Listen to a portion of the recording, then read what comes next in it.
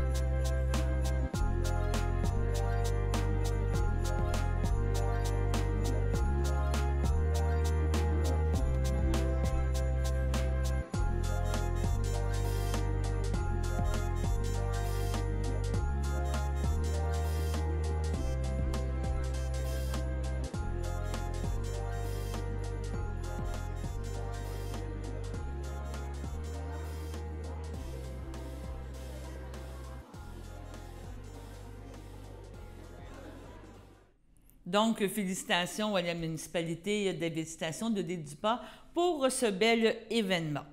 Maintenant, on vous rappelle que le spectacle de Marie-Denise Pelletier à l'église de Berthierville se tiendra le 13 décembre prochain.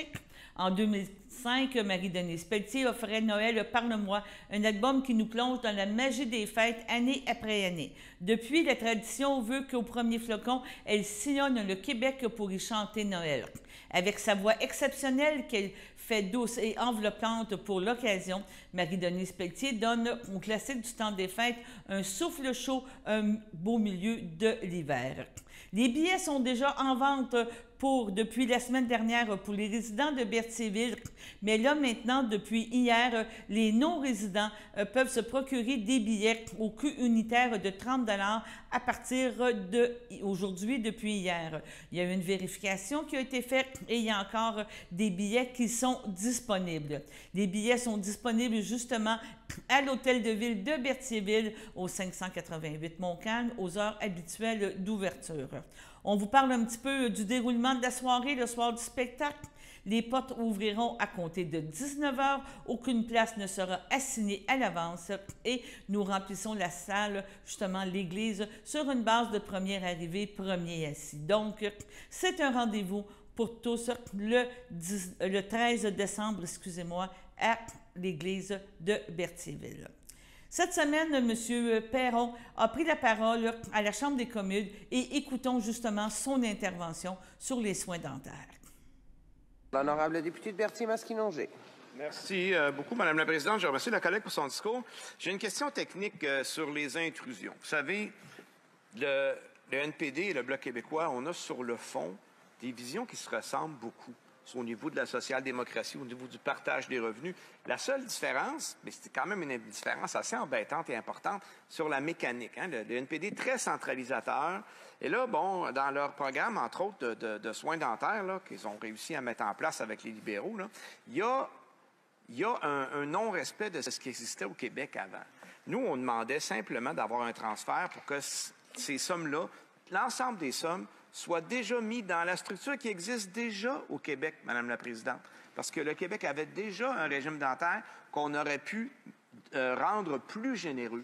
Alors, moi, j'aimerais qu'elle parle, parce qu'il parle souvent des corporate greeds, là, des compagnies qui vont chercher de l'argent. J'aimerais ça l'entendre sur le 2 milliards que la compagnie Sun Life ramasse dans le programme de soins dentaires. Est-ce que ça n'aurait pas été mieux d'avoir un régime public puis que ce 2 milliards-là soit en service public? Donc, voici une intervention que fait M. Perron à la Chambre des communes. On suivra encore ces interventions dans les prochaines semaines. Le Biofort est heureux d'annoncer la tenue d'une conférence Peuple autochtone du Québec, Histoire et mode de vie, animée par M. Martin Lomini le 1er décembre prochain à 13h30. L'événement invite le public à explorer les richesses archéologiques des peuples autochtones du Québec et à manipuler des reproductions d'artefacts.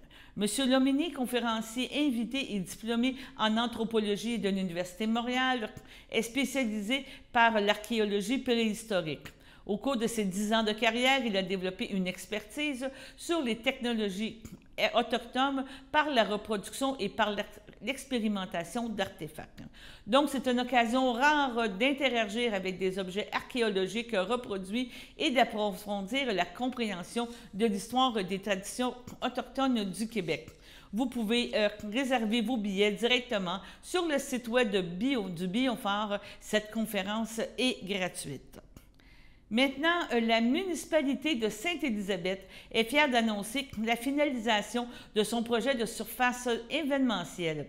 Bien qu'une simple patinoire en période hivernale avec des bandes permanentes, celle-ci comporte un éclairage d'aile ainsi qu'un chapiteau estival et du mobilier durable pour accueillir différentes activités en dehors de la période hivernale, telles que la projection de films estivaux, la fête des épouvantails, le camp de jour estival et plusieurs autres activités. Ce projet est le résultat de collaboration avec de nombreux partenaires financiers, soit Desjardins, la Caisse d'Autrey, la MRC d'Autrey via le Pacte rural, ainsi que le gouvernement du Québec via le Fonds de région et ruralité, ainsi que l'apport du service du groupe Excavation Laporte. Jumelé aux investissements de la municipalité pour bonifier des services adjacents avec un terrain de soccer aux normes provinciales, 2 autres nouveaux terrains de pétanque, un nouveau chalet des loisirs, une butte de glisse en projet, la surface événementielle est déjà un incontournable pour les événements et les activités de toutes sortes et en toute saison. La municipalité, grâce à ses partenaires, offre maintenant des installations de grande qualité et regroupées à même un parc qui inclut également une piste de BMX, des jeux d'eau, des modules pour les enfants ainsi qu'un terrain de tennis adapté pour le pickleball et le tout adjacent au centre communautaire Prime-Vert et le futur centre Gervaise Bélanger qui, donc, le tout sera dans une démarche de vitalisation, du milieu. Ce projet a été rendu possible justement grâce à la Caisse des Jardins d'Autrey. Pour Desjardins, de mentionner M. Éric Fortier, ce projet est en lien avec notre mission, soit de coopérer au mieux-être des personnes et des collectivités. Les rassemblements festifs, les rencontres, des activités sportives sont un plus pour les municipalités et on est fiers de participer à la santé et aux saines habitudes de vie des citoyens, de mentionner justement M. Fortier, qui est le directeur général de la Caisse d'Autrey. Sur ce, allons à la pause. Votre station de télévision de Berthierville vous invite cordialement à son bingo hebdomadaire télédiffusé tous les samedis matins dès 9h30. Depuis longtemps, les fans de CTRB se divisent le joyeux montant de 600 $ chaque semaine à cette joute de bingo. N'oublions pas non plus le super bingo mensuel d'une cagnotte de 2000 $ que vous pourriez vous partager chaque premier samedi du mois. Un moment de fébrilité qui pourrait devenir payant pour plusieurs d'entre vous. Pour vous procurer ces fameuses cartes de jeu, les dépositaires participants sont à Berthierville, le dépanneur Formule 1, la station-service Arnois sur le boulevard Gilles-Villeneuve, le marché IGA Extra Famille Mont-d'Or sur la rue Gabriel Brissette, le marché Métro Boucher sur la rue Notre-Dame et la pharmacie Proxime sur la rue Frontenac. À Saint-Ignace de Loyola, le dépanneur Proxy sur la rue de la Traverse, la boucherie Aldo sur le rang Saint-Michel. C'est donc un rendez-vous hebdomadaire chaque samedi matin à 9h30 sur les ondes de CTRB, votre télévision locale et régionale, celle-ci toujours en haute définition. Toute l'équipe de CTRB vous remercie de votre fidélité et vous souhaite bonne chance.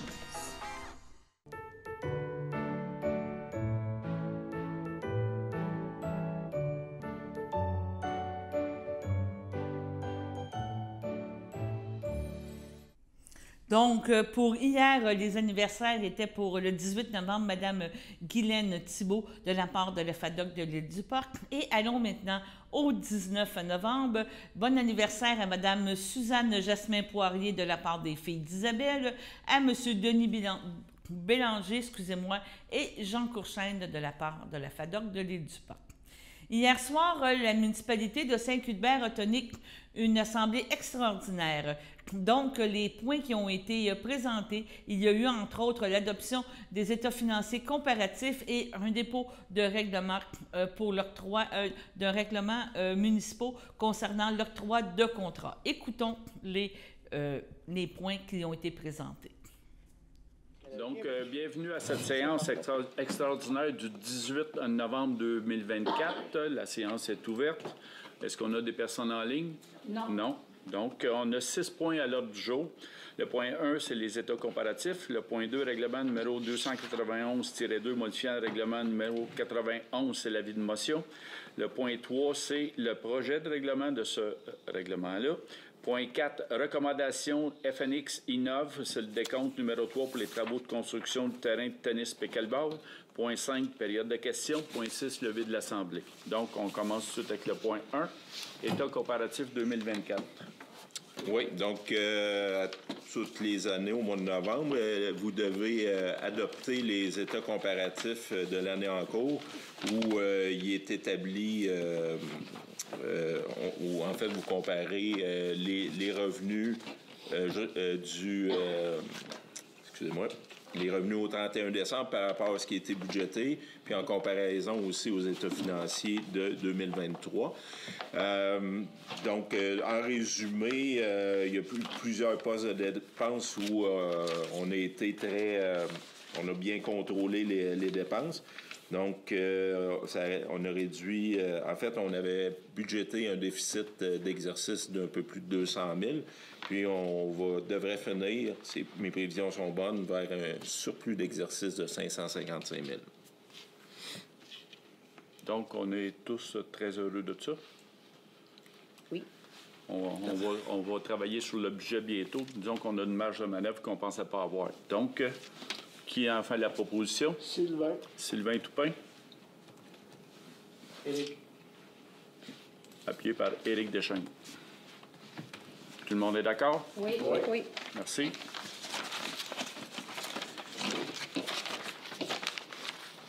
Le point 2. Correct, Larry? Oui. Règlement numéro 291-2 modifiant le règlement numéro 291 intitulé « Règlement concernant la gestion contractuelle », c'est l'avis de motion. Oui, l'avis de motion, en fait, c'est un règlement qui est, où le gouvernement a rendu des dispositions obligatoires pour le règlement de gestion contractuelle par les projets de loi, ou les lois plutôt 39 et 57. Donc, il faut y ajouter des... et puis, vous pouvez aussi la possibilité d'ajouter des mesures facultatives en matière d'octroi de certains contrats. Donc, en gros, on peut dire les grands alignements. Dans un des articles, c'est favoriser l'achat dans des établissements au Québec et au Canada. L'autre point, c'est l'article 10.02. Autant que faire se peut, faire une rotation parmi les co-contractants, pas seulement les contractants, lors de l'attribution de contrats de gré à gré. Et l'article 7, c'est annoncé, parce qu'il y a eu certaines irrégularités dans le passé, l'achat dans notre municipalité, quand un élu est propriétaire d'une entreprise X. Ou un employé ou un fonctionnaire. Oui, ou un employé ou un fonctionnaire, on pourrait acheter dans ces entreprises-là. Donc, ça touche beaucoup les petites municipalités, puis c'est notre cas. Donc, on va adopter l'article 7 proposé par la DMQ, c'est ça? Donc, on arrive à la proposition. Qui en fait la proposition? Ah, c'est l'avis de motion. Là, c'est l'avis de motion, oui. Donc, c'est qui en fait l'avis de motion, proposition? Charles. C'est qui tu prends? Richard Dion. On passe tout de suite au point 3. C'est le règlement qui est la même chose. Le règlement numéro 291-2, c'est le projet de règlement. Donc, c'est proposé par Richard Dion et secondé par Vincent Bergeron. Parfait. Tout le monde est d'accord? Oui. Oui. Merci.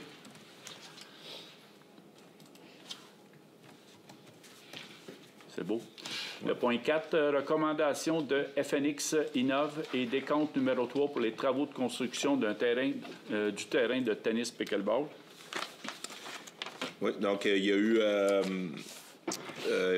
un décompte pour les travaux qui ont été effectués jusqu'au 28 octobre dernier. Le décompte a été vérifié par notre ingénieur au dossier.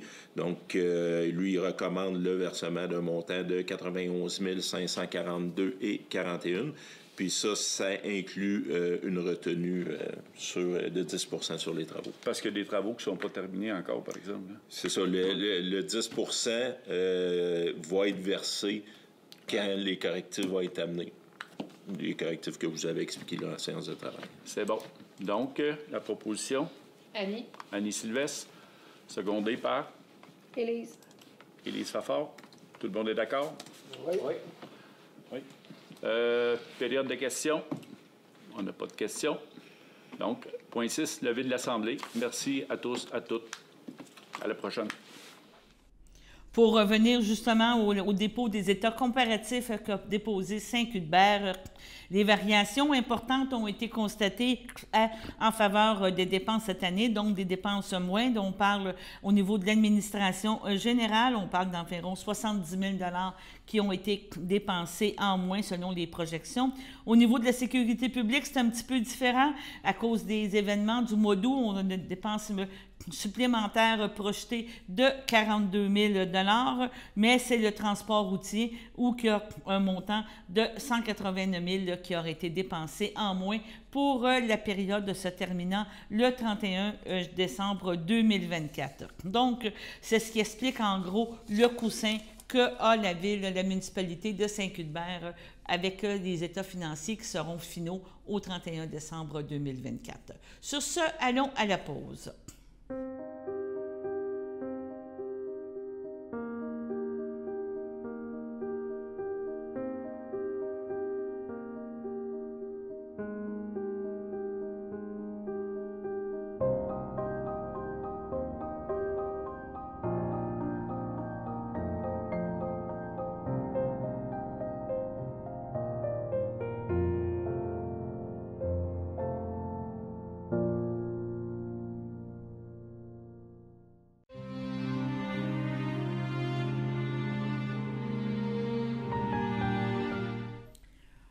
Au CHDL de Saint-Charles-Borromée, le 10 novembre dernier, à l'âge de 92 ans, est décédée Mme Fernande Moreau, épouse de feu Rosaire Lambert, demeurant à Sainte-Geneviève-de-Berthier.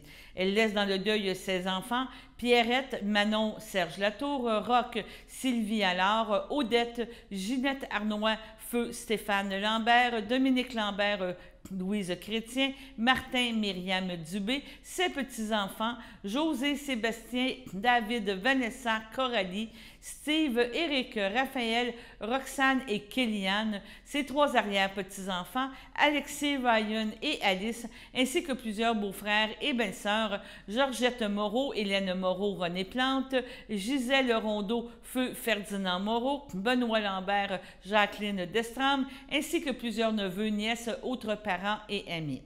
La famille vous accueillera le mercredi 20 novembre dès 9h30 au complexe funéraire Efterio de Berthierville. Suivra une liturgie à la chapelle du complexe à compter de 11h.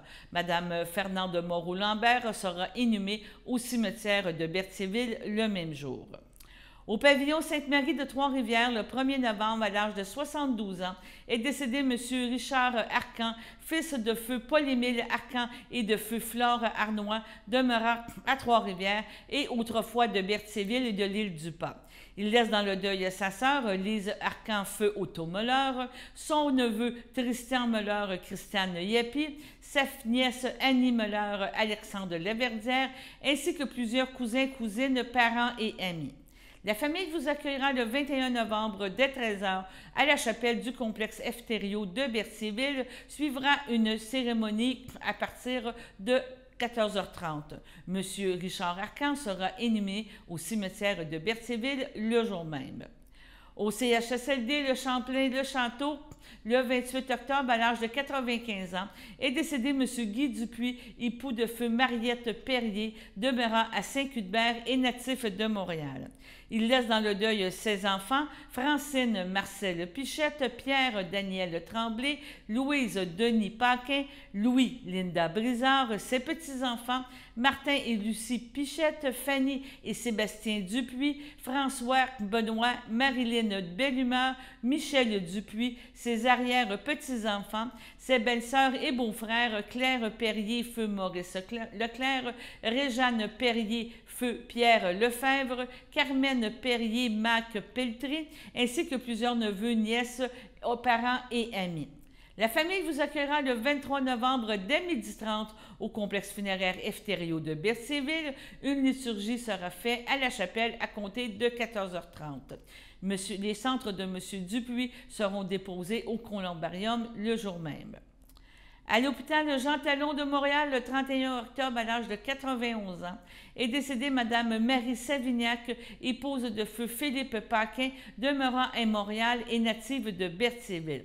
La défunte laisse dans le deuil ses enfants, Pierre Paquin, Martine Aubry, Dominique Paquin, Denis Laroche, ses petits-enfants, Aglaé, Vicky, Fanny, Chloé, Justin, Benjamin et Samuel, son arrière-petite-fille Gisèle, ses sœurs, belles-sœurs et beaux-frères, Édith Savignac, Michel Chevalier, Céline Savignac, feu Marcel Corriveau, Noël Laforêt, feu Denis Savignac, Marie Sans Chagrin, feu François Savignac, ainsi que plusieurs neveux, nièces, autres parents et amis. La famille vous accueillera le 23 novembre dès 14 h en l'église de Sainte-Geneviève de Berthier, où les funérailles auront lieu le jour même à compter de 14h30. Madame Paquin sera inhumée au cimetière de Berthier. À l'hôpital Pierre Le Gardeur, le 9 novembre, est décédée Madame Claire Turcotte, demeurant à Repentigny et autrefois de Eastborough. Elle laisse dans le deuil ses filles Caroline Bernèche, Alexandre Belle, Stéphanie Bernèche, Salvatore Rosato, sa petite-fille Rosalie, ainsi que Maya, son frère, beau-frère et belle-sœur, Claire Turcotte, feu Francine Bernèche, Pierre Saint-Jean, Michel Bernèche, Micheline Fontaine, Madeleine Bernèche, René Pelletier, Richard Bernèche, Lise Saint-Pierre, Louise Bernèche, Michel Ouellette, Bernard Bernèche, Shirley Melcave, Daniel Bernèche, Marie Saint-Yves, René Bernèche, Chantal Bernèche, Alain Bertounesque, Claudine Bernèche, Luc Desmarais, ainsi que plusieurs neveux, nièces, autres parents et amis. La famille vous accueillera le dimanche 24 novembre entre 14 h et 17 h et 19 h et 21 h, ainsi que le lundi 25 novembre dès 11h30 au complexe funéraire Efterio à Berthierville. Suivra une liturgie de la chapelle à compter de 14 h à la chapelle du complexe. Madame Turcotte sera inhumée au cimetière de Saint-Barthélemy le jour même. Au CHSLD, le 15 novembre, à l'âge de 90 ans, est décédé M. Angelbert Vincent, fils de M. Roméo Vincent et de Colombe Morin, demeurant à Saint-Combe. Il laisse dans le deuil son ami de cœur Huguette Mirandette, les enfants de sa conjointe Yvon Mirandette, Chantal Morin, et ses enfants Christina Mirandette, François-Xavier Mirandette, Lou Mirandette et sa fille Ève Mirandette, ses tantes Marie-Rose Morin, Thérèse Morin, Gervaise Morin, ainsi que plusieurs parents et amis. La famille vous accueillera le vendredi 29 novembre dès midi directement à la chapelle du complexe Efterio de Berthierville, où une cérémonie aura lieu le jour même. Donc maintenant, passons à la météo.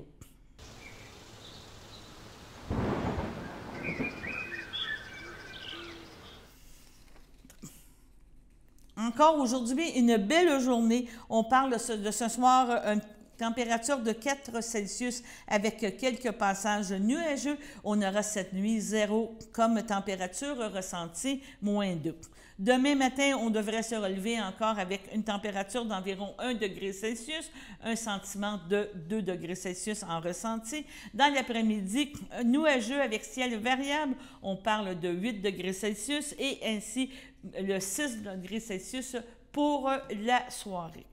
En terminant, on a une petite mention ici à vous faire que dans le cadre d'un tournage d'une publicité pour le Proxy Extra de Saint-Ignace, une partie du rang Saint-Luc sera partiellement fermée à la circulation entre les adresses 241 et 881. Des signaleurs seront sur place afin d'assurer une circulation en alternance. Merci de votre compréhension de mentionner la municipalité de Saint-Ignace de Loyola. Sur ce, bonne fin de journée et on vous rappelle que demain, nous serons encore là à la même heure pour un prochain bulletin de nouvelles. D'ici là, portez-vous bien.